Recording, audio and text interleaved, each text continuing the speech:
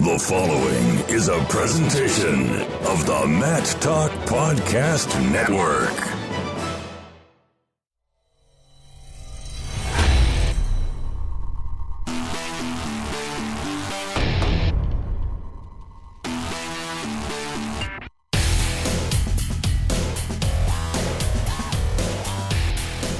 Welcome again, wrestling fans. It's another episode of the Short Time Wrestling Podcast. I am your host, Jason Bryant, multiple-time award-winning wrestling writer, broadcaster, journalist, announcer, a bunch of stuff. I talk wrestling. Been doing it for 20-something years. Thank you for listening to this show. Today, we are going to be talking with University of Wyoming head wrestling coach Mark Branch about what's going on out in Laramie. But before we get to that, college wrestling season is here, and this Short Time Wrestling Podcast has a little bit of a sub-podcast that I release. It's called Short Time Shots. And each night where there's enough results to be relevant, I give you a nightly rundown. Now, it does have its own feed on Apple Podcasts, so you can search Short Time Shots and you can find it. It's part of this feed if you are a subscriber, so you know what's going on, whether it be the great interviews here on the Short Time Wrestling Podcast or with just your daily dose of college wrestling scores and more. One thing I also wanted to direct your attention to in case you're a first-time listener or you're coming onto this show here into the college season 2018-2019, Matt Talk Online has the most extensive college wrestling scoreboard in the country. It takes everything. You know, if it's flow, if it's track, if it's tournament masters, if it's cap wrestling, wherever it is at, I've got it. Every major college wrestling score, every minor college, every score from every division of wrestling. And I also have links to the NCAA because, yes, that is a division of wrestling. You go to almanac.mattalkonline.com. You have Division I, Division II, Division III, NAIA, junior college, California community colleges, women's wrestling. We got everything. And it's not just there. If you go to mattalkonline.com, you see the scoreboard icon on the top right of the screen next to the Short Time Wrestling Podcast, the show you are listening now. That is where you can find all the scores and more. No more going website to website to website. I've got one place that links them all. And you know what? I give all these websites the credit that they get. Okay, it's linked. It's not like it's copied and put on my page for traffic. It's going to track. It's going to flow. It's going to the school websites. It's going everywhere. And you know what? I got you covered with the nation's most comprehensive college wrestling scoreboard across all levels, as well as the wrestling newsletter, the daily wrestling newsletter at mattalkonline.com/news. Sign up for free. Oh, man. A lot of stuff to get to today. Great episode with Mark Branch coming up. You're going to like what you hear. I guarantee it. Check it out. Mark Branch coming up on Short Time. Now sitting here with Coach Mark Branch of the University of Wyoming. The Cowboys, as the poll gets released for week 2 of the college wrestling season here on November 6, 2018. 18th in the country by the Coaches Association. Coach Branch, you've been now at Wyoming 11 years. What's it been like there as this is your 11th season and taking over leaving one set of Cowboys for a new set of Cowboys? Yeah, you know, just as I start here in my 11th season, it's kind of shocking because it doesn't seem like I've been here that long. I'll talk about maybe some guys that were in my early years, and it just seems like yesterday, you know. So it's that's good. I think that's a good thing. It still feels fresh. You know, there's still a lot about this job that feels, I think, regenerating and new, and that's good. You don't want to get stale, and definitely things haven't got stale here. One thing that hasn't gotten stale over the years is the lore of your freshman year at Oklahoma State. So, for those of you who may have been born after 1994, Mark Branch, as a freshman at Oklahoma State, entered the NCAA wrestling tournament under 500 and eventually won the NCAA championship. He was unseeded, and the guy you beat in the finals, Laszlo Molnar of Cal State Fullerton, was also unseeded. So let's just roll back that story and talk about how did you get into the NCAA tournament as a freshman with a losing record? Well, it wouldn't happen today, and that's kind of I think back at that, and even I was thinking this morning about, because I got an email about the new seeding where they're going to seed all 33 wrestlers, and when I'm thinking about that stuff, I go back and go, okay, let's just say I was in the NCAA tournament. just because of how things were done back then, even though I had a losing record, I would have been probably I probably would have been seated higher than say 32, which I guess 32 is going to hit 2, and I had the number 2 seed that first time, just because I finished third in the Big Eight, which is what I had to do. Back then, the top 3 in the Big Eight were guaranteed, and then I don't know, they had 5 wild cards or something. So I probably wouldn't have got a wild card either. So I had to definitely get in the top 3 in the Big Eight tournament, which I did. But yeah, today's standards, I wouldn't be in the tournament. And then this whole seeding. So I'm not a super huge fan of some of these things, because I just think about that story and how that story, more than likely is going to be tough to happen again. And I think, I'm probably biased, but I think it's a great story. And I think, several years ago when Zeke Moisey got into the finals unseeded, that was cool. I mean, that was exciting to see, but it makes it harder and harder. Well, nobody can get in the finals unseeded anymore. So you're going to be seeded. You might be 33rd, but you're going to be seeded. So there's not going to be any more unseeded All-Americans and unseeded finalists. So I'm probably pretty safe with that for a few more years, at least keeping that record, unless they change it back. Yeah, there's definitely going to be the first time in history a number 17 seed has been an All-American. It's going to happen. It's going to happen soon. I know that, and gone are the days of I'm wondering what these fans that do with the unseeded nationals, where they have their little fantasy contest and they only pick guys that aren't seeded.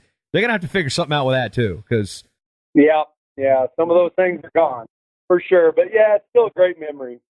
I do want to talk about that bracket back in '94, which you look back as it's coming on 25 years. I mean, do you feel that old that you wrestled as a freshman 25 years ago? My gosh, no, not at all. That's crazy. I didn't know if I'd live to be 25. That's crazy. Well, that kind of even backtrack even more. We talked about just already getting into that 1994 season. But what was basically the genesis of your wrestling career? How did you find the sport? I started wrestling because I had an older brother that got into the sport. And my mom's 2 brothers were high school wrestlers, pretty good wrestlers. And they kind of got my brother into it. My dad played played basketball at Oklahoma State for Henry Iba, of course, from the Gallagher Iba. Of course, basketball people know him pretty famously, but the arena there in Stillwater is Gallagher Iba Arena. So that was my dad's basketball coach at Oklahoma State, and so I had kind of a basketball bloodline from his side of the family, and then a wrestling bloodline from my mom's side of the family, and so I became a wrestling partner on the living room carpet. And that's kind of how I got my wings. And then I really took to the sport quick and loved it. But the weird thing is going all through my youth, which my son's going through it right now. But now I think it's a little more common that you have all kinds of, body types. But I think my body type was pretty rare in the sport of wrestling. So even as a kid growing up, I was doing pretty good, but I was just awkward.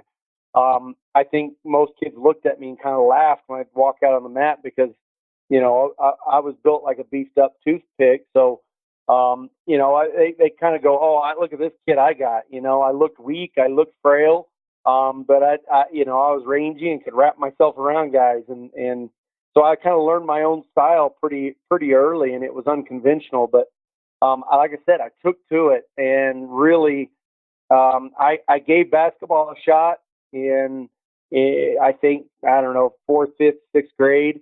And then kind of when I got into junior high, I liked basketball too, but I looked at the individual aspect of the sport, and that's what I loved about it from a young age. I liked having control of my own destiny. I hated that feeling of team sports to go, I did all I could do and I couldn't do enough, and we still lost. and so I wanted to go, I can do everything I can do and be as successful as I can be. And, with that, you have to take the blame too. But I really did like that early on. Got the wrestling bloodline and the basketball build. Go figure. Now, when you got success through high school, was it a foregone conclusion that you'd go to Oklahoma State, given the legacy there?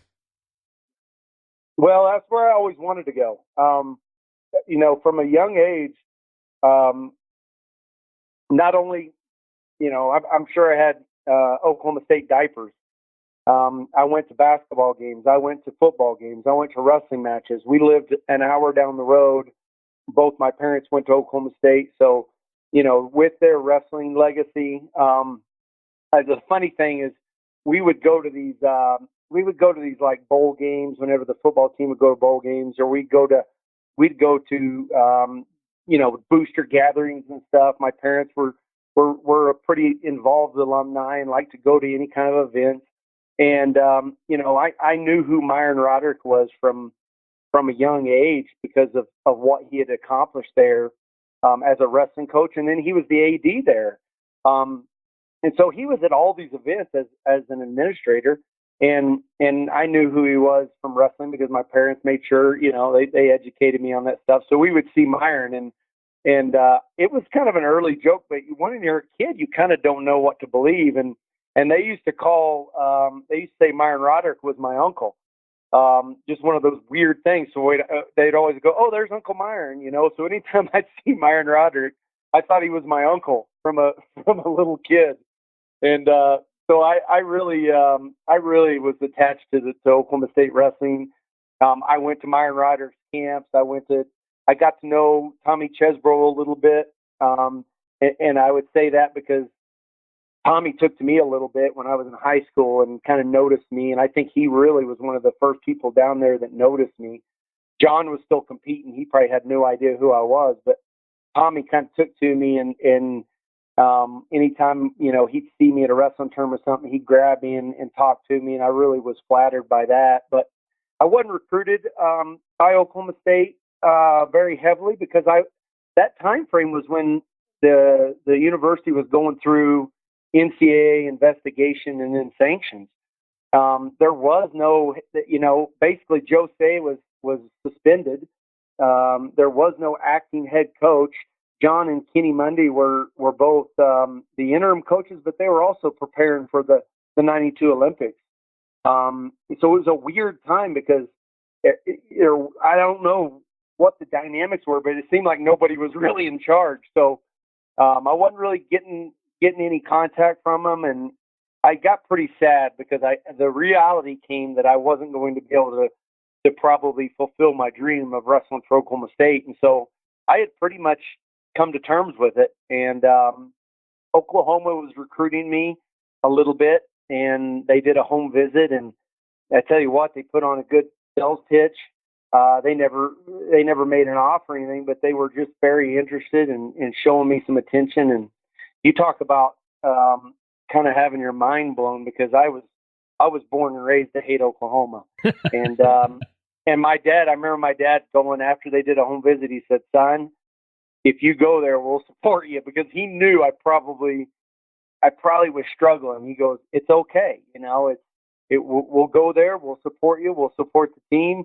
And I'm sure he was probably trying to do some therapy on me because he knew my mind was blown. Like, oh my gosh, I may have to go to Oklahoma.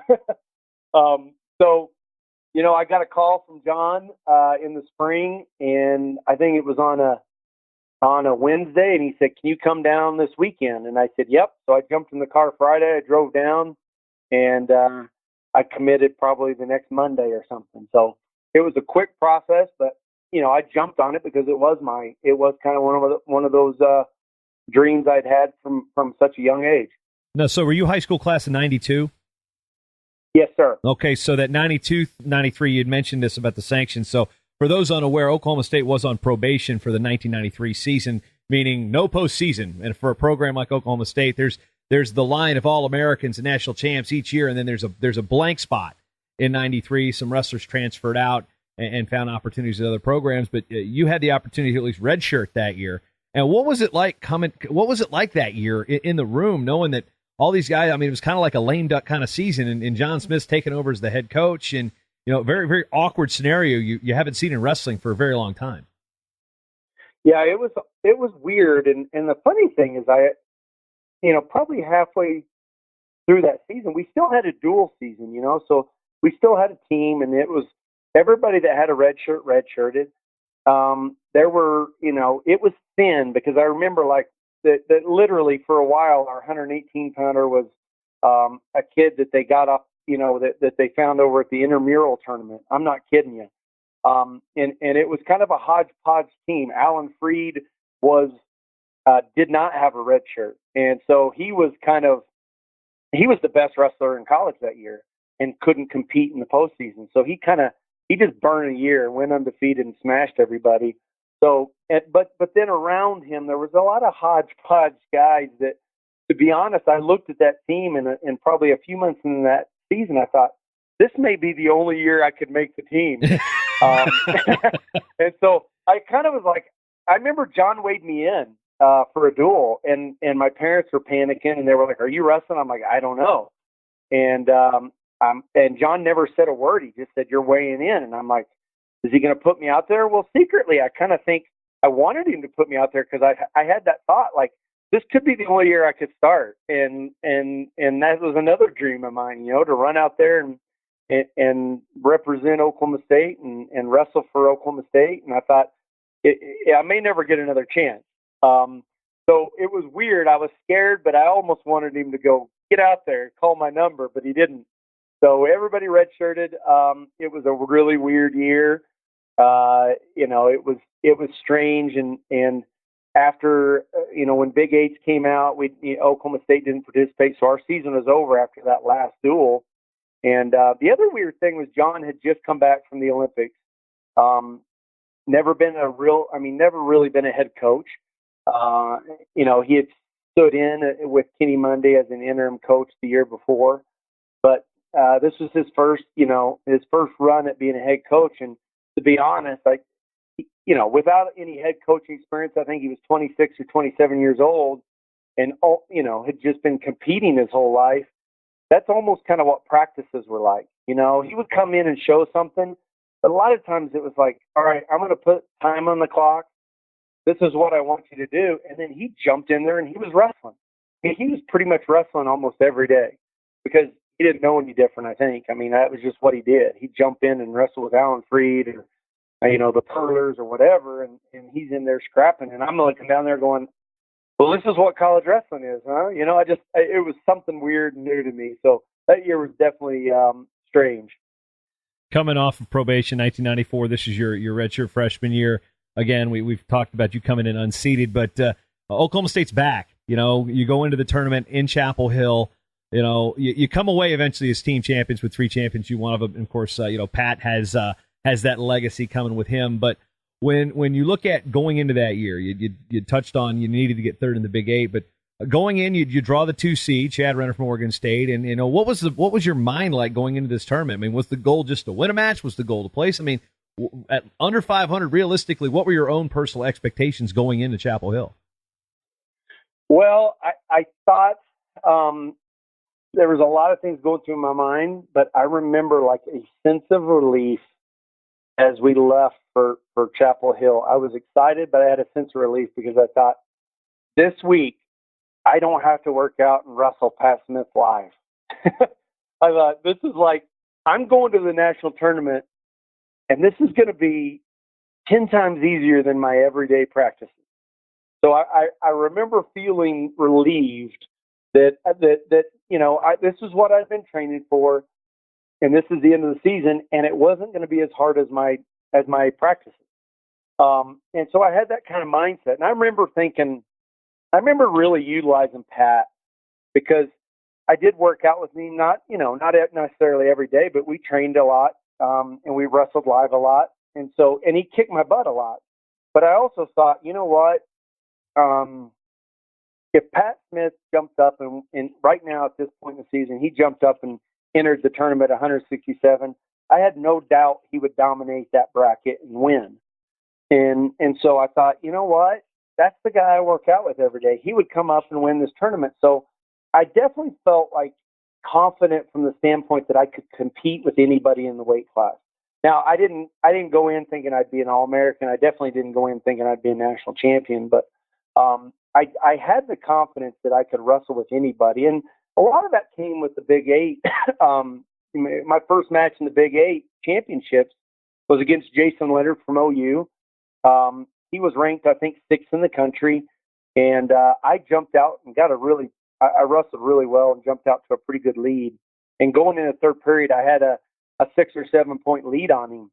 And pretty much with 2 minutes left, and I had dominated. And a matter of fact, I don't even know if he had scored. It might have been like 6-0. Going into that match, I thought, man, I did it. I'm where I've been working to get to this whole year. I'm smashing one of the best guys in the country. Go ahead and raise my hand now. About a minute and a half later, he was getting his hand raised, and my shoulder was about ripped out of its socket because he cranked me over with a power half. And I learned a very good lesson that day to wrestle for 7 minutes because I went down. He actually chose top. It was his choice. He picked top. And in my mind, when I went down, I had already won the match. And I approached that third period that I didn't need to do anything. I thought, it's done. He can't score 7 points on me. So I just need to just let the time run off. And so for 2 minutes, I sat underneath him going, everything's cool. I'm going to get my hand raised. I was already thinking about the finals. And like I said, he slapped the leg on and a power half. And I love saying this because I love this part of the story is that as I hear the officials start, my shoulder's in pain, but as I hear the officials start counting off back points, the thing that ran through my head right then was, I'm still up by 3. I'm okay. And that was dumb too. So, I learned a good lesson that day. But I tell you what, that match was reality to go, I blew it. I was beating one of the best guys in the country, and I stopped wrestling. And I go, if I just wrestle for 7 minutes, I can beat anybody. So I had that mindset going into that first round. So you beat Renner, you made your Renner, then you look at the draws, and if you're just looking at school names here as a wrestling fan today, you're like, it just almost unfolded for you. You get a guy from Duquesne who knocked off Brandon Slay in the first round. Then you get the number 7 seed from Boston University. Then you meet Leonard again. And so the story you just told me, how many match adjustments did you make mentally before wrestling him in the semifinals, knowing, okay, 7 minutes, let's do this time, not like last time? Yeah, it was absolutely like picture perfect, identical to the Big 8 tournament. And I had wrestled Leonard before then. I don't know if I'd ever really, I don't know if I'd ever even really scored against him. But the national semifinals was exactly like the Big 8 in the fact that I come out, I take control of the match. I just dominate every position and every situation. And we go into the third period. I believe the score is 7-0 going into the third period. And this was Jack Spate's first year as a head coach at OU. And I didn't know Coach Spates at all. Only knew him from when he got to OU, didn't know him before that. And obviously I didn't pay too much attention, but I knew who he was as the coach. OU had recruited me, but it was Stan Abel. So, here Jack Spates is, and like I said, had no prior knowledge of him. And it's the third period.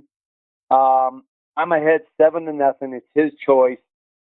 And I hear Spates yell from the corner, and he yells, he's giving the thumbs up, of course, saying pick top. But he screams out there, he goes, pin him just like you did last time. And I looked right at him, and I just started shaking my head, and I go, it ain't going to happen. And that's the first and only and the last time I ever talked to an opposing coach. But I knew he was trying to get in my head. And I guarantee you, when I went down, that mindset was completely different. So when that whistle blew, I was as ranked as any bull that's ever been in a rodeo. I was ranked. I flopped and I kicked and I flipped and there was no technique involved. But I was going to just go crazy for 2 minutes to make sure I won that match. I reversed him in the middle of the period. He reversed me back. He actually he finished the period on top, never got close to turning me. And I ended up winning 9-2, I believe, and got into the finals. So it was kind of pretty cool in storybook how it actually came back to that same exact scenario. Yeah, storybook. At the time, are you looking at the bracket, the other side of the bracket, once and say you're sitting there going, "Who the heck is Laszlo Molnar?" Yeah, no, not at all, not at all, man. I tell you what, after that first match, it was like it was an experience like I've never had with anything else. I mean, it was just like total euphoria. I mean, I felt like I was kind of in a dream, and you just walked around the entire weekend, and there was this weird like buzz in my head. I mean, honestly, it was like the most natural high. I didn't look at anything or anybody. I was just rolling, and as momentum kind of was building, I just kept getting more confidence in myself. And adjustment I had made later in the season, right, probably right before Big Eight, is, I started wrestling down on a knee, and I started kind of bouncing and changing levels, and that really helped me with my offense and my defense. And, so those things, like, I just felt momentum, like I had changed as a wrestler. I had matured from learning from my mistakes, and I focused on one match at a time, just like they say. I remember Leonard beat Ray Brinzer in the quarterfinals, and Ray had beat me. And so I almost knew, like, as soon as I looked at Jason Leonard, I go, I knew in my mind that when I had him as an opponent that I was going to win, because I was just like, this is fate. Like, I should have beat him 2 weeks ago, and now I get to redeem myself. And probably a little bit same thing with the finals, because on the other side was Sean Fry, who was the number one seed. He was my first varsity match when I made the lineup. We wrestled Missouri. That was my debut. And I wrestled him, and he was the number one seed. And I actually got beat by him in overtime. And then he ends up getting upset by Molnar in the semis. And again, I just was like, that was the first time I'm like, I'm going to win a national championship. I just felt like that fate was on my side, So I wasn't looking at it until it actually came up. Like I said, after I won in the semis and went back in the back, they probably told me. I'm sure they were like, "Hey, Fry got knocked off. He got upset," and I just knew it. I knew I was going to win. I've never been so sure of anything in my life.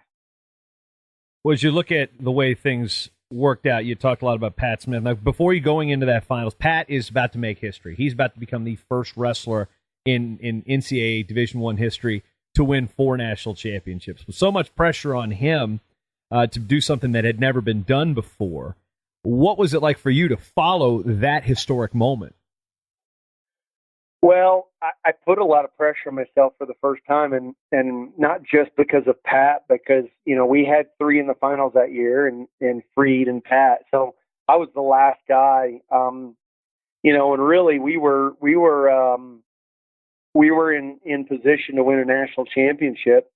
And so, really that whole performance of me getting in the finals really helped our team, get to a position to win that team title.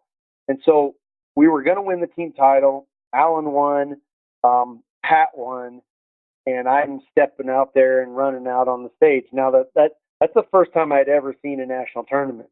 I'd never seen one before, and so I was kind of like, before the final started, when we got to the arena and I went out there, I was a little bit like taken back by the stage. I'd never seen wrestling on a stage, so I was like, holy cow, like, that's crazy. Like, I'm going to have to go up there and wrestle. So when I ran out there after Pat's win, I remember the pressure I put on myself was like, I didn't want to be the guy that lost. My 2 teammates won, and I'm like, I have to win. I got to do it, because we're finishing this tournament off. We're going to go get the team trophy, and so I wanted to make sure we were perfect in the finals. And those guys, I looked up to Alan and Pat so much. And here, I was a new kid on the block, and I just wanted to make sure that I finished our tournament the right way as a team. And how important was it, or what was the end result of that in terms of Oklahoma State winning a national championship after 1 year prior not even being able to compete? I mean, how big was that for, I guess, more or less a revival or a redemption, so to speak, for Oklahoma State Cowboy wrestling? Yeah, I mean that's as close to the death penalties you can get, and it was historical. Those penalties and sanctions were historical, and a lot of people were saying, the buzz was that this is going to the downfall of Oklahoma State wrestling, and this is where it ends. And so to be able to come back that year and claim the team title was huge. And obviously, you look at the key factor in that. You look at Alan Freed sacrificing his junior year when he openly could have transferred anywhere. I think that really was the glue that kept everything together, because I think that inspired everybody around the team to go, this guy is making the sacrifice for this program, so that we can bounce back from these sanctions. And so, I think it was definitely, it was monumental in saving the program. The next couple of years, I think we finished 7th and 8th. We were a very young team. And then my senior year, we finished runner-up to Iowa's historical NCAA tournament. But we really, that kept us in there, and I think that helped with recruiting, because the guys that came the year after me, Stephen Schmidt, Hart Elmore, those guys, they had to walk on. That was another part of the penalty, is they couldn't offer scholarships that year, and so everybody that came out that next year had to walk on. And I think, like I said, Alan sacrificed the fact that Pat had a redshirt year to take, really helped save the program. Moving forward again, you finished second the next 2 years. Of course, your junior year into the finals, and you lose by injury default to Darrell Weber of Iowa. What is that feeling like as an athlete, to be on that stage and know that you want to compete, but your body's just not letting you? Yeah, it was horrible. I mean, to be honest, it was so much pain. I couldn't really get over that part of it at the beginning. I remember when they took me back and I was laying on the table back there, once the initial shock of that pain kind of settled in, it was so heartbreaking. I mean, I was devastated, to not be able to do that. I tore my ACL, my PCL, my LCL, my meniscus, and then tore my hamstring as well. And so I pretty much had my knee dislocated. And so, like I said, the sudden rush of the excruciating pain was the prominent thing. But when that kind of settled down, and then they gave me some medication that night, I remember, our team after party, I was on crutches, and the pain had kind of subsided. It was just an empty feeling. It was just a sickening feeling. So, it was, at that time, I felt like it was the end of the world.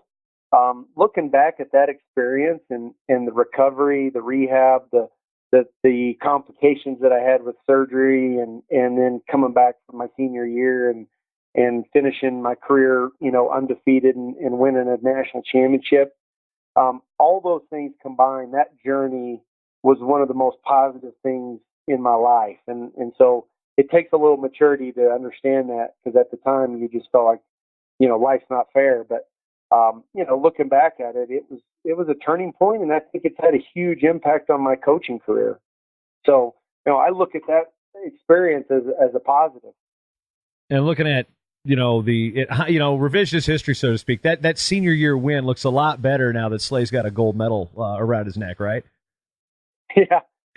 I mean, I can say that secretly. I'll throw that in there. Yeah, I beat an Olympic gold medalist. So, Brandon's an awesome guy, and gosh, when he was at the OTC, several times he'd bring some guys up to train here for a week or so, and they'd stay in my basement, and I had my bracket. The funny thing is, he's in both my brackets in '94 and '97. So, if the first time he stayed, it was a little uncomfortable. I'm like, should I take that bracket down and hide it? Because it literally was right across from the bedroom he was sleeping in. And I thought, after I thought about it, I thought, you know what? He's got a gold medal. He'll be okay. He's got the big one. So I think he'll be all right with this. Do you think he ever caught himself looking at the bracket going, okay, I remember that, man, I'd have wrestled him. Yeah. You look at it and be like, oh, wow. No, that guy was in my weight class. Probably so. I glance on them every once in a while, and it's funny to see some of those names. You're like, wow, that's pretty cool. I didn't, again, one good thing I did in my career is I didn't research the brackets. I think that's a good thing. I didn't look ahead. I didn't look at the other side. I didn't try to predict what was going to happen. So, in the moment, I didn't know half the guys that were in my bracket just because I did, and look, and some of them were young that went on and became, had successful careers. So I look back and I go, oh, wow, that's pretty cool. Didn't know he was even in the bracket. So that's pretty fun to look at that stuff now. Now that you mentioned that it's 25 years past. Well, talk about the 11 years you've got at Wyoming as we move from one set of Cowboys to the next. And Steve Suter was the coach at Wyoming for quite a long time before you took over the role. When that job opened up, what was enticing about Laramie for you? Gosh, as I was looking for head coaching positions, I really started getting discouraged because there weren't a lot that opened up. And then some of the ones that did, you started doing some research and you're like, oh, I don't want to live there. Nothing wrong with that place. I mean, one school I talked to before Wyoming was Stanford, and California's beautiful. I love California, but I actually started looking at that and I'm like, I don't know that I'm a California type of guy. Especially Palo Alto. You don't strike me as the Silicon Valley type. Right. So I'd look at that stuff and I'd go, okay, well, I'm not really sure where I would put my horses. And or how about like, going into recruiting? Going, I want to know about that. How do you go into somebody's recruit? I mean, because the Southern drawl, let's be honest, doesn't exactly always incite the most intelligence to some people. So you come into their living room, hey, I want you to wrestle at Stanford, and you got a kid with perfect scores. Their parents are probably going to look at you like you're crazy. Maybe. Hey, I was a 4-time academic All-American now, but that might not be the best mix. That's probably why they didn't offer me the job. But I looked at several places like that, and when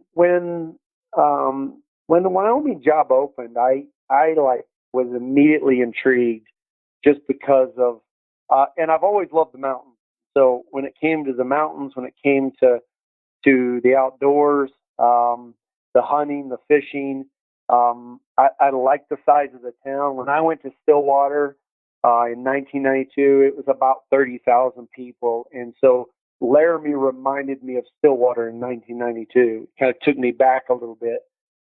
Stillwater's probably almost doubled in size since then, but it just took me back, and I'm like, this is a college town. This is, there's something special about college towns, in my opinion.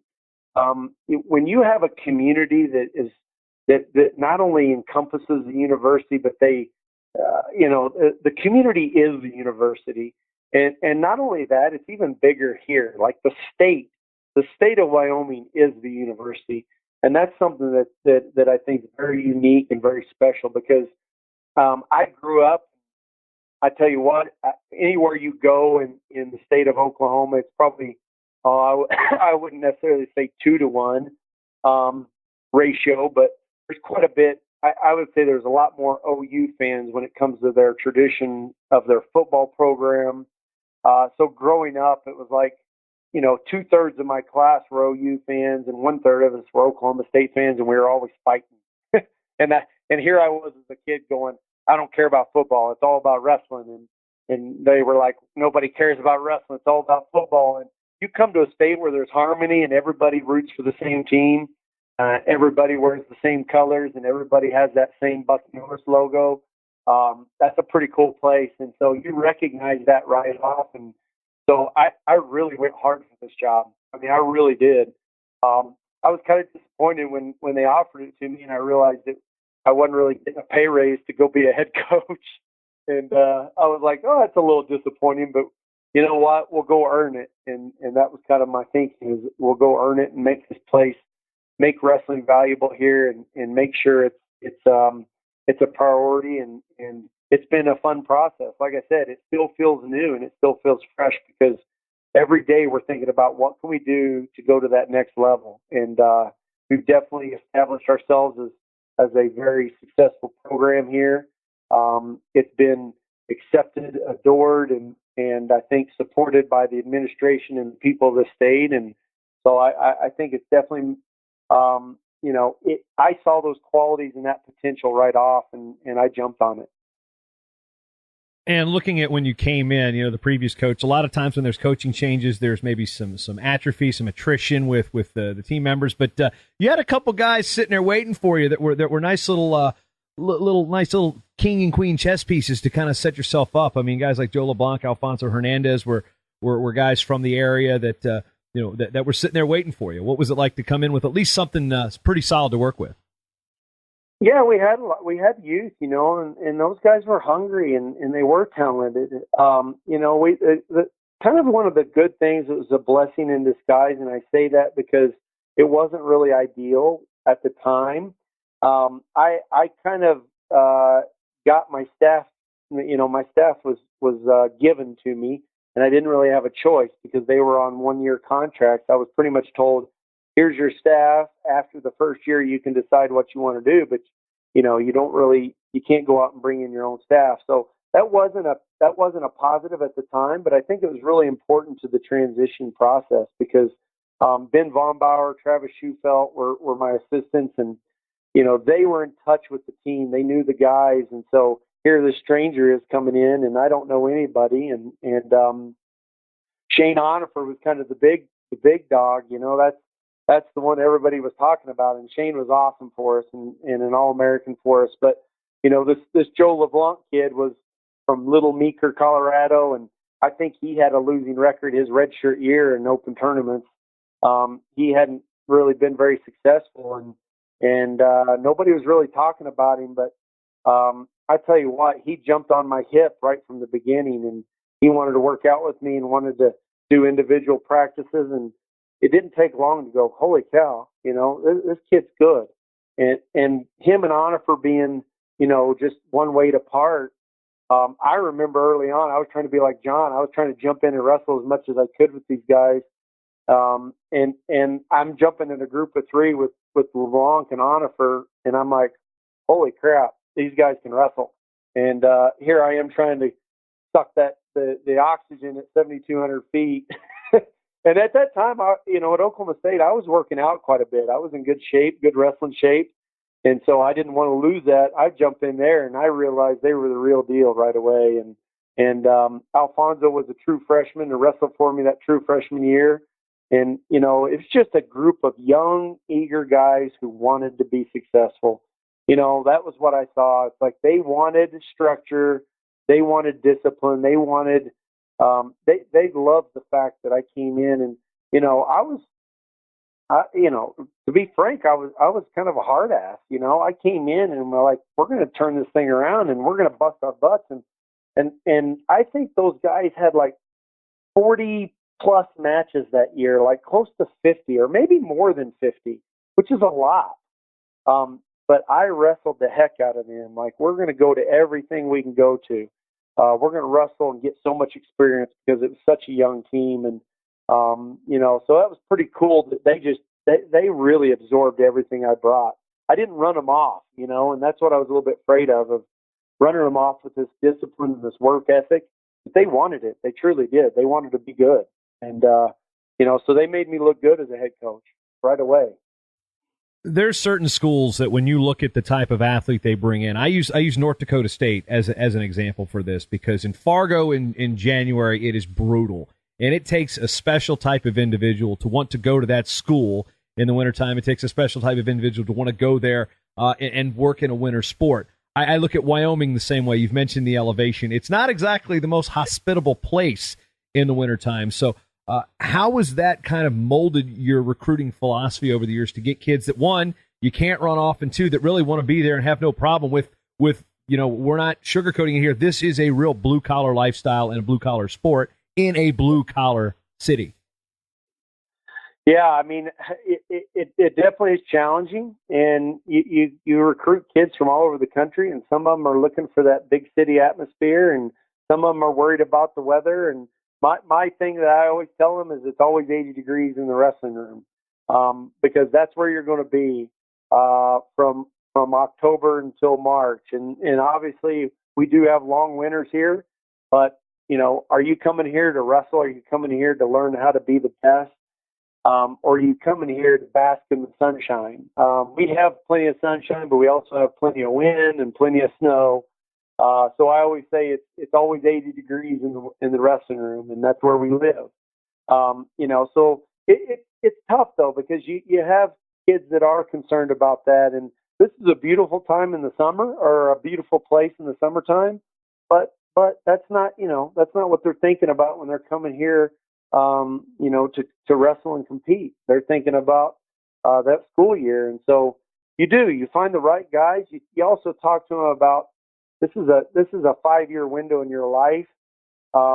It's not like you're choosing to retire here, but this is an experience, and what are your priorities? And to be honest, we want the guys here that their priorities are about wrestling. They're about getting their education.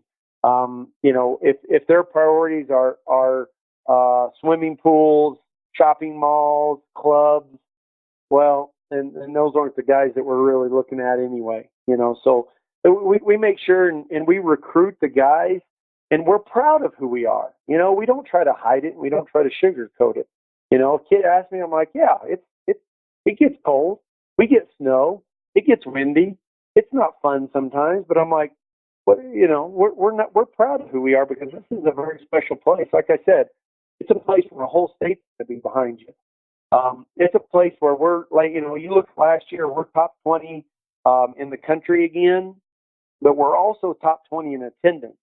And we were top 25 in academics. So it's like, if you're coming here for the full package, then this is the place for you. If you're coming here to find the nearest Gap and the nearest, shopping mall, then yeah, you may not fit in here. So we recruit to the kids that want to be here and want to make this a special place. And we've had 2 of my recent graduates from last year, Sam Egan, my heavyweight from New York. Anybody can ask him in the world. He grew to love Wyoming. He knows what a special place this is. Kyle Pope from Bakersfield, California, graduated. He still lives here. He killed about 10 elk, 5 antelope, and he knows where all the best fishing holes are. So you make the place what you want to be. You make your experience what you want to make it. If you want it to be miserable, you'll be miserable anyway. If you want to make it fun and memorable, then you go find the beauty in where you're at.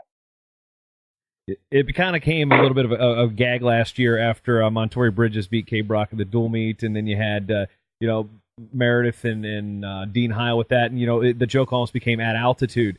Looking at the dynamic of the roster, a lot of the kids you're recruiting are not, this is not a new thing for them. Yes, Wyoming and University of Wyoming is I believe the highest elevated Division I program in the country. I think it's 1,000 feet higher than the Air Force Academy in Colorado Springs, but you're getting kids from Utah, from Colorado, from Idaho, kids that have been wrestling at some type of altitude their entire lives. So how is the adjustment period for a kid that's from Colorado versus, say, you got a kid coming in as a grad student from Binghamton?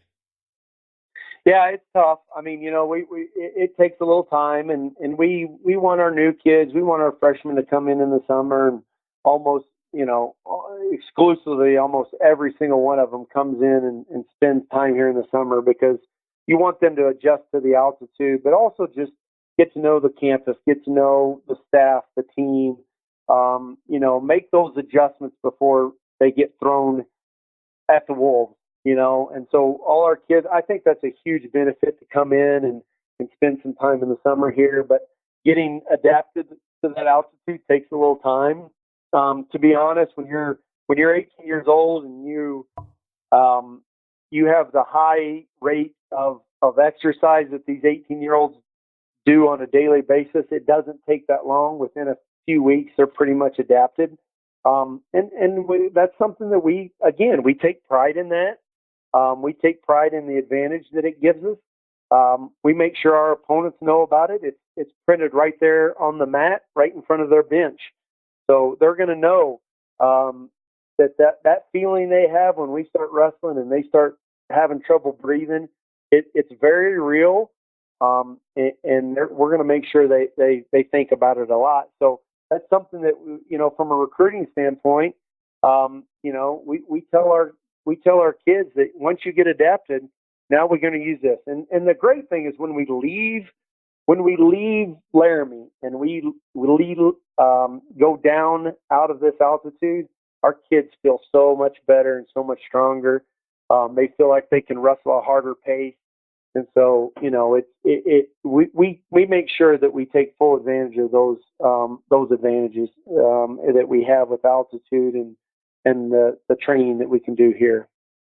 Talked about some of the guys that really set the pace for you in your early years. You just had a guy graduate as a 3-time All-American, a Wyoming native guy, made an NCAA Finals appearances on a couple occasions. Bryce Meredith, not just because of his perfect eyebrows, but the fact that he's a guy that really helped put the program on that next level in terms of, okay, you can get guys in the finals. It's not like you're looking back to 1994 when Reese Andy was in the finals the same year you were. I mean, how much did Bryce really help with the exposure of the program?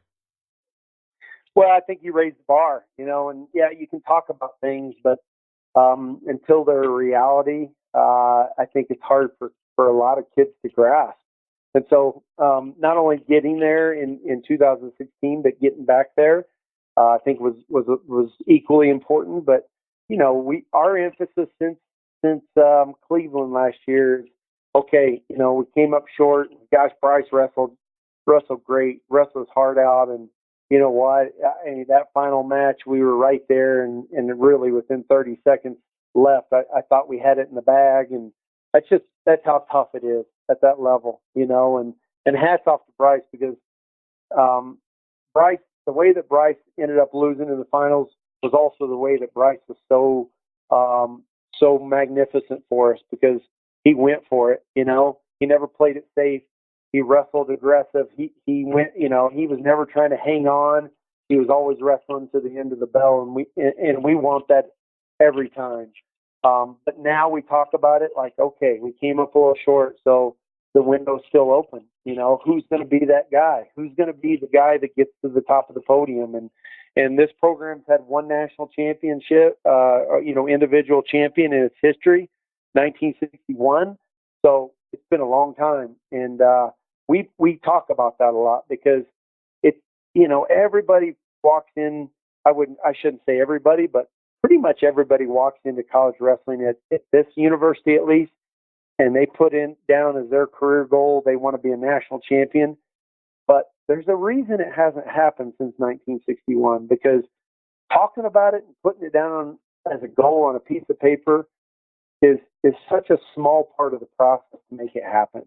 It's great to have that as a goal, but if you're going to be realistic, because we looked at it, it's not easy. It doesn't happen every day, obviously. So if you want to get to the top, it's got to be more than just writing it down and talking about it. You got to put a plan into action.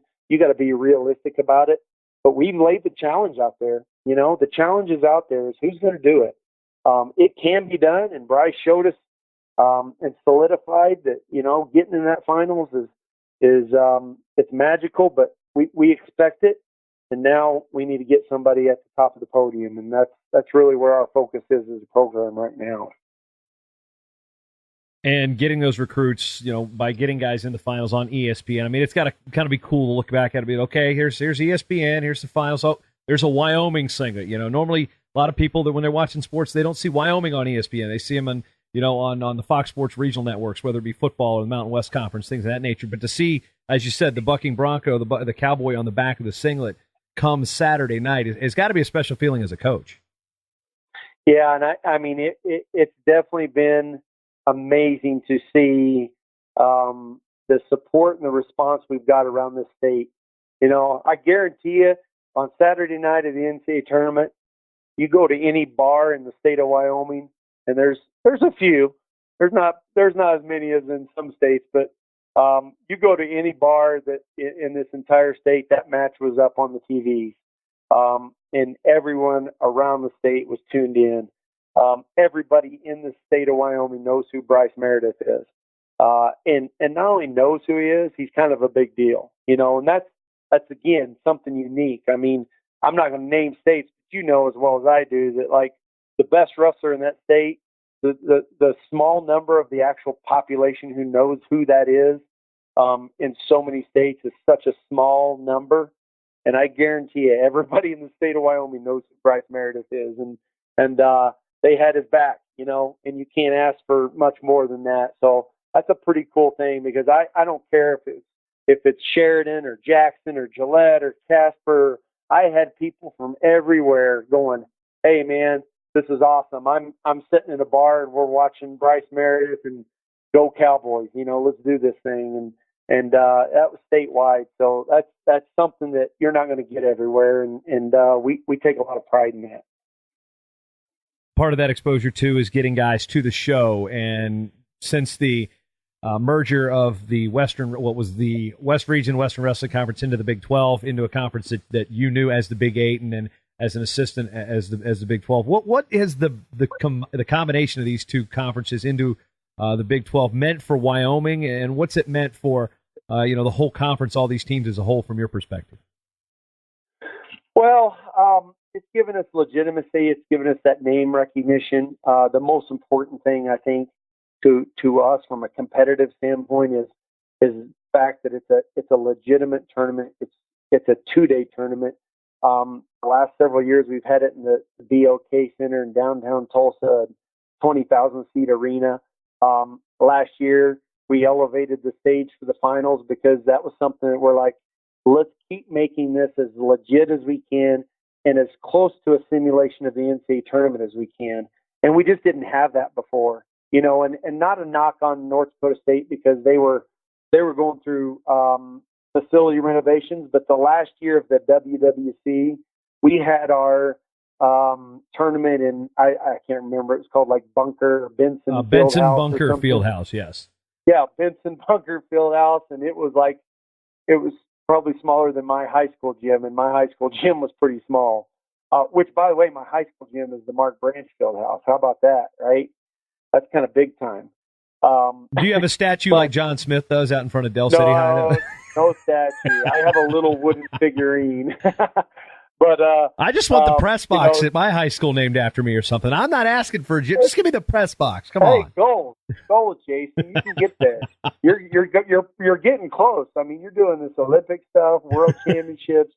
You'll be there. But when we're wrestling in a 1,000 seat little field house on little high school mats, I mean, that doesn't mentally get our kids prepared for the big show, for the NCAA tournament, So to me, that's been one of the biggest effects of having this tournament, because when it was the WWC, we just rotated it every year. So, now it's like I said, 2-day weigh-in.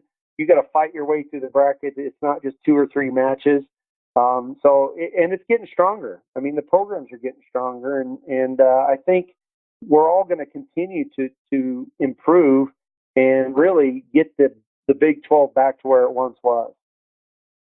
Now, moving forward in terms of philosophy and coaching styles, and of course, you've been part of the rules committee and Division I committee and things like that nature. And you went on Twitter a couple days ago, a little annoyed at one of the points of emphasis. It's been in the book, but according to NCAA Secretary Rules Editor Chuck Barbie, this is a point of emphasis here, and it's the hands to the face. And I'm just going to kind of back up and let you kind of explain Mark Branch's position on the hands to the face. Well, I just finished my tenure on the Rules Committee. I was on there for 6 seasons, and it was a great experience. And so I got to keep telling myself I'm not on that committee anymore because I want to do more about it. But I'm not a fan of it. I mean, I think, in my opinion, our officials are very capable to be instructed to make that judgment call. And when I say judgment call, I agree. I think anything aggressive, anything blatant, anything that looks. I think our officials are very much capable of making that decision on, does this look excessive? Does this look aggressive? Does this look intentional? Does this look, a little bit brutal? Because I'm okay with that, but I also look back and I go, did we have a problem with guys getting their eyes gouged out or guys getting broken noses from getting punched in the nose? And I looked at that a little bit and I go, I didn't recognize that we had a major problem here because we are a combat sport and we're a physical sport. And I saw it last weekend where, we're just reaching out, engaging and touching a guy, and setting up our fakes, or even if our opponent fakes and we reach out to pose, everything is getting called. It's supposed to get called. What scares me is it's all reviewable. So when we have video review, a referee may be at a wrong angle, and I can go over there and slow down these duels and say, I want to review. He touched me at the eyebrow, and I want to point. Not only that, it scares me if people game it because it's just like any kind of a penalty, like for a slam or an illegal move. That if it happens and your opponent can't continue, then he wins the match. So to me, there's a lot of things that scare me, and I honestly feel sorry for the officials having to call this. I think it's going to be very tough, very difficult for them to call it. And I think, would I be silly to not review it if I think I saw somebody touch our face? Would I be silly to not review it as a coach? Because if I saw a guy lock hands, I'm certainly going to review that. I'm going to go up and challenge it and video review it and say, you missed it. He locked his hands. So if I see a guy touch our face and the referee's maybe on the other side and didn't see it, I would probably not be doing my job as a coach if I didn't go video review that. So there's a lot of things that I don't like about it. And like I said, we're a combat sport. We're a physical sport. Touching our opponents is part of wrestling. And yeah, I get we're not trying to jab people in the eyes with our fingers. We're not trying to punch a guy in the nose. But I haven't seen that, I guess. So I don't know where it's coming from. I'm not for sure if the committee, has agreed and met on this and really maybe they see it as a problem. But when I was there, which was up until September, it wasn't brought up as an issue. So I'm a little bit confused about that. And I hope it gets worked out because I don't disagree with the rule at all. I don't have any problem with the rule. The rule's been in the rule book for a long time. I couldn't tell you when, but it's been in the rule book for a long time. But to me, it needs to be a judgment call where the officials look and say, that was a little too aggressive. That was excessive. That was intentional. And then they make that call. And I'm okay with that call. But just touching a guy, I struggle with it. We're going to have a hard time not touching our opponents. And we've seen it in the first week. We've seen a lot of calls. And I think a lot of coaches probably agree. Yeah, I'm looking at it from situations. I was watching the Wisconsin-Buffalo duel and then watching some of the opens over the course of the weekend. And, you talk about gaming it. I'm wondering, when is it the situation where the wrestler's going to grab the hand of his opponent who may be posting on his head and pull it down towards his face and be like, hey, he's grabbed me in the face to get that extra point. Or, I remember, what was it, the Oklahoma State-Iowa duels where, can't remember who it was. It might have been Dan Erickson and Rochelle. I might be getting my heavyweights confused, but there was an eye poke, and I think it was Rochelle grabbed his eye, and they called him for injury time. Now that'd be a point the other direction. Yeah. So, I mean, I just, there is the slippery slope of how this gets called. I just think that you're right. There should be, I think, common sense sometimes isn't so common these days. So hopefully that point of emphasis will be like, look, okay, you're posting on the head. I mean, just, guy's going to jab you in the face right in the eye to create the separation. There's wrestlers that do that. There's also guys that post on the head and tap on the head pretty effectively without hitting in the eyes. Training, I guess, is going to be important here. And I guess getting those rules, it's like any rule change. Who's making the interpretation? Is it, is Chuck going to look at every single call around the country, be like, that isn't? I mean, from a rules committee situation, how does something like this get broached? How does something like this get, kind of cleared up during the season? Well, I think, again, Chuck's job is he's the Secretary of Rules editor. He's supposed to make clarifications, interpretations. I can't honestly say I know where it came from, like why it came up as a hot topic. Now, I do know there's some guys out there. I'm not going to name names, throw any kids under the bus, but I knew that, I agree. There's some kids that were abusing it. There were some kids that were being too physical, in my opinion. There were some individuals that were abusing that, and it wasn't getting called. So I don't disagree even of saying, hey, let's make this an emphasis. But I also think that it should be, I think the words should be excessive, intentional, aggressive. I think those things need to be kind of included. Repetitive, and then we talk perhaps. About repetitive, exactly, because we talk about the interlocking of the fingers. That became kind of a confusing thing right out of the gate. But then, the officials were kind of like told, hey, just make sure and be verbal about it and talk to them and stop the match and let them know that there is a warning coming. To me, that solved most everything. Like, you don't see guys grab fingers anymore. And you're not having to hit stalls.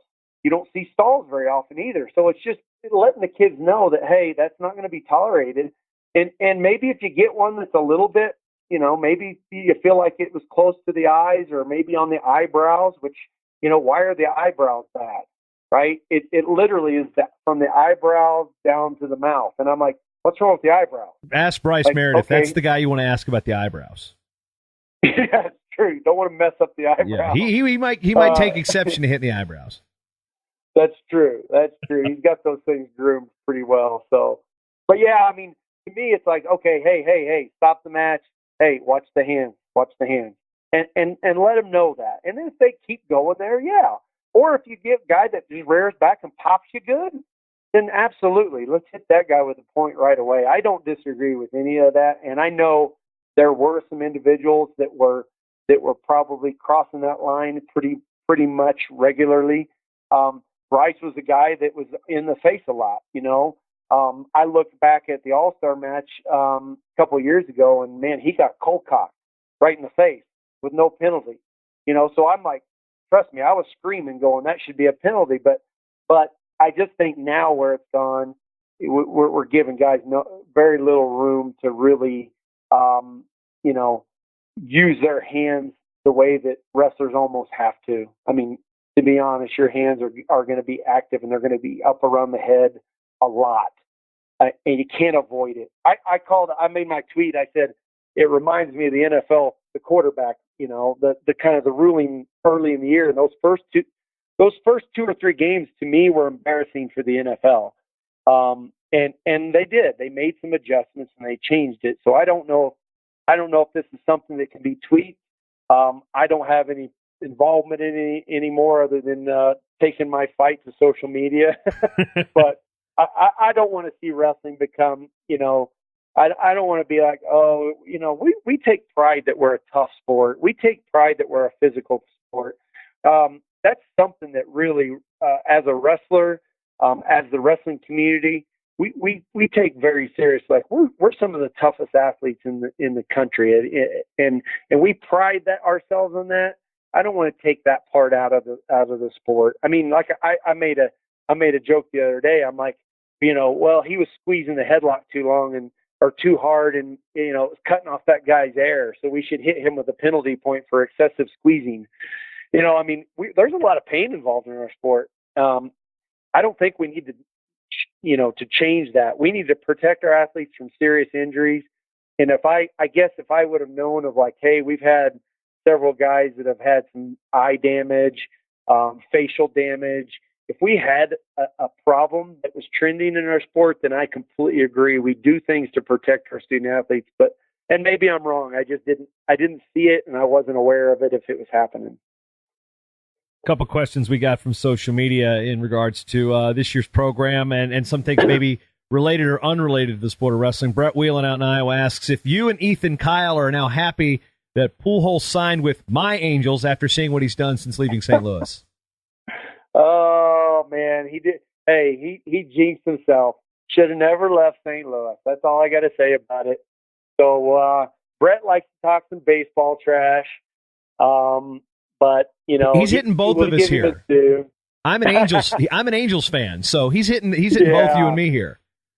He likes to hit below the belt when it comes to baseball. So he doesn't do that when it comes to wrestling. Notice he only talks trash with baseball. Another question involves the lineup from Shea Foster in terms of why go the junior college route at 25. Drake moving up to 41. Excited to see the lineup. What are some things you're looking at in terms of maybe some guys unknown to a lot of people at 49, 74, and 84? Yeah, Drake Foster, he's got to go through his dissension plan, so he didn't get certified for 20, or he's certified for 25, but he's got to go through his dissension plan before he can compete there. I tell you right now, we're pretty high on Cole Verner. He's a Wyoming kid, and he's going to go out there and he's going to give us, I think, a good show.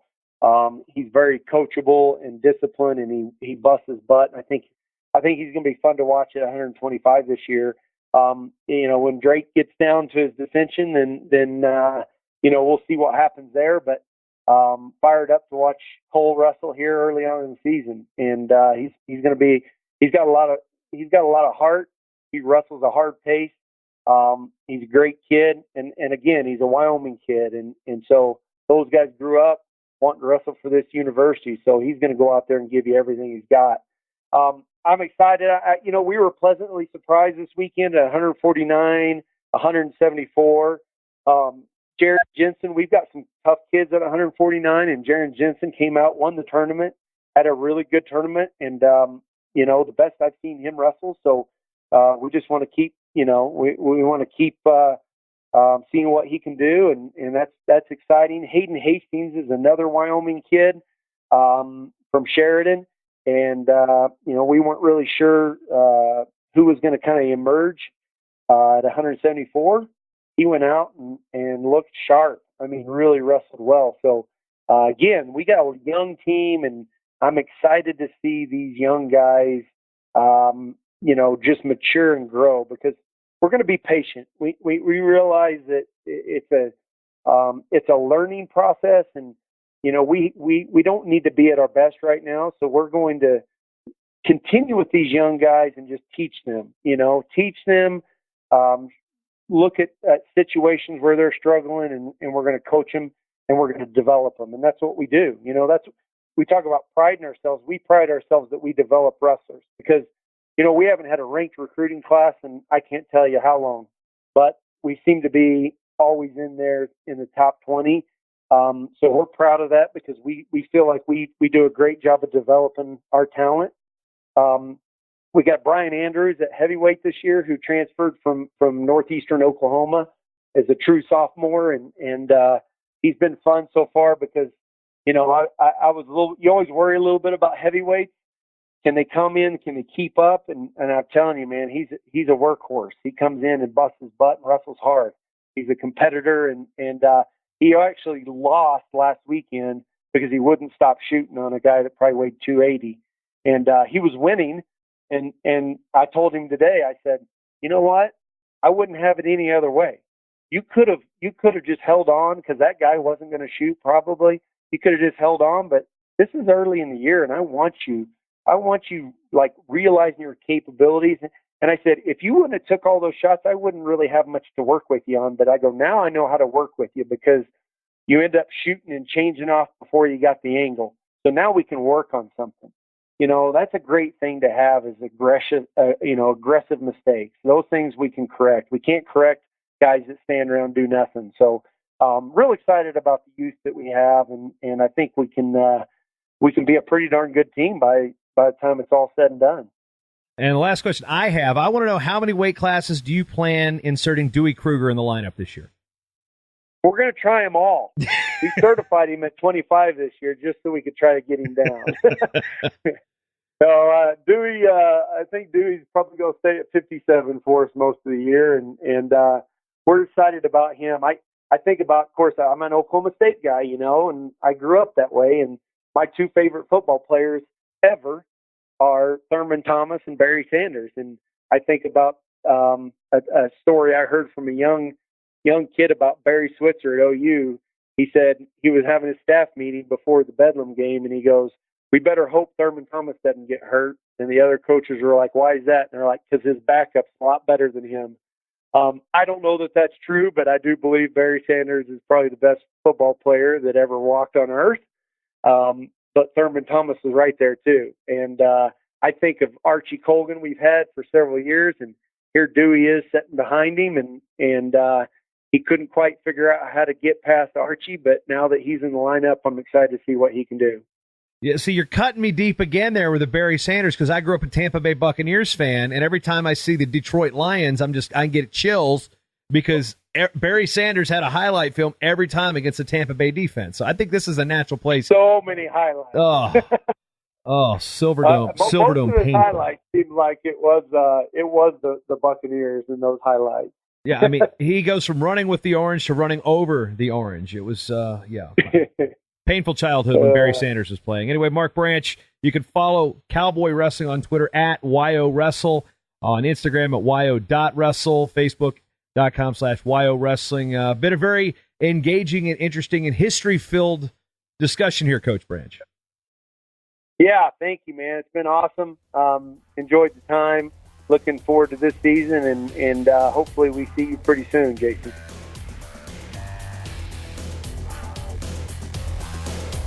The Short Time Wrestling Podcast is proudly outfitted by Compound Clothing. Shirts, singlets, custom gear orders, everything you need. Call up Cliff and the crew at cmpteamwear.com. First time listening? Well, you can change that by going to MattTalkOnline.com/GetShortTime to subscribe on Apple Podcasts or listen on your favorite podcatcher at MattTalkOnline.com/listen. This show is part of the Matt Talk Podcast Network. For more wrestling podcasts, head over to MattTalkOnline.com.